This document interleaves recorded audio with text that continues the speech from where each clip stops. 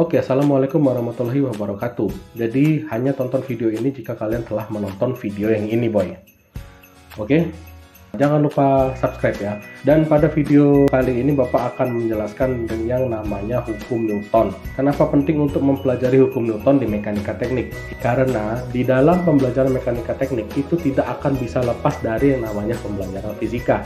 Jadi sebelum kalian mempelajari mekanika teknik lebih lanjut, itu hukum dasarnya kalian harus mempelajari yang namanya hukum Newton dulu. Seperti yang kalian tahu, ini hukum Newton ini telah dipelajari ya, itu sejak SMP. Itu ada 3 hukum Newton, yaitu hukum Newton 1, hukum Newton 2, dan hukum Newton 3. Dan alasan lain kenapa kalian harus mempelajari hukum Newton ini sebelum masuk ke pembelajaran mekanika teknik adalah ada beberapa hal.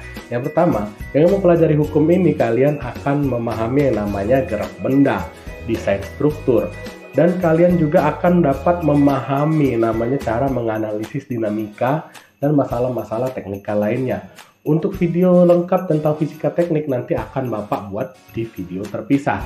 Tapi setidaknya sebelum kalian masuk ke pembelajaran, kalian pahami dulu yang namanya hukum Newton ini. Oke, yang pertama Bapak akan menjelaskan dari hukum Newton pertama ya, atau disebut juga hukum Newton inersia. Kenapa disebut inersia? Karena hukum ini menyatakan bahwa suatu benda akan tetap dalam keadaan diam atau bergerak lurus dengan kecepatan konstan, kecuali ada gaya eksternal atau gaya dari luar yang bekerja pada benda tersebut. Nah, ini hukum Newton pertama, dan contohnya adalah sebagai berikut.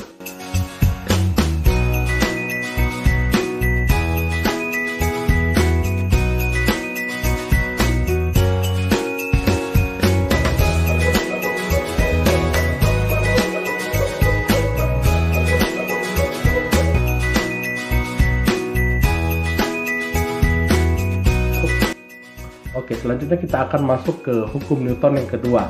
Ya, ini ada hubungannya antara gaya, massa, dan percepatan. Itu hukum Newton kedua. Nah, hukum ini menyatakan bahwa gaya yang bekerja pada suatu benda sama dengan massa benda tersebut dikalikan dengan percepatannya. Nah, untuk contoh dari hukum Newton kedua, ini bisa kalian lihat pada video berikut. इस लॉ के अनुसार अगर किसी बॉडी पर फोर्स लगाते हैं तो उसमें एक्सेलरेशन होती है, यानी कि उसकी स्पीड बढ़ती है। ये एक्सेलरेशन पर फोर्स इस लॉ के अनुसार अगर किसी बॉडी पर फोर्स लगाते हैं तो उसमें एक्सेलरेशन होती है, यानी कि उसकी स्पीड बढ़ती है। ये acceleration selanjutnya adalah hukum Newton ketiga, atau di sini disebut juga dengan hukum aksi reaksi. Hukum ini menyatakan bahwa setiap aksi atau setiap perlakuan itu memiliki reaksi yang sama besarnya, tetapi berlawanan arah. Untuk lebih konkret kalian memahami hukum Newton ketiga, ini Bapak kasih contoh berikut.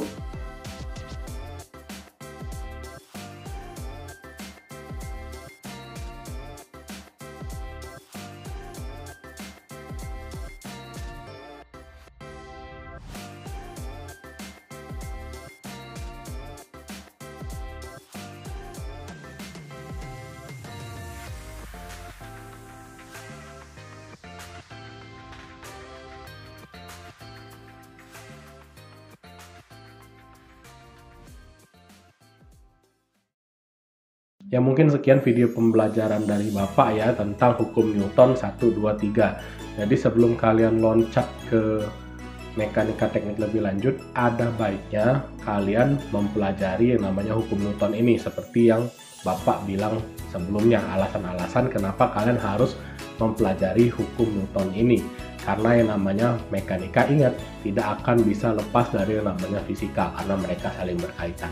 Oke, jangan lupa like, comment, subscribe, dan apabila kalian ada pertanyaan yang ingin kalian tanyakan, silakan coret-coret dan tanya di kolom komentar. Terima kasih, boy. Tetap semangat.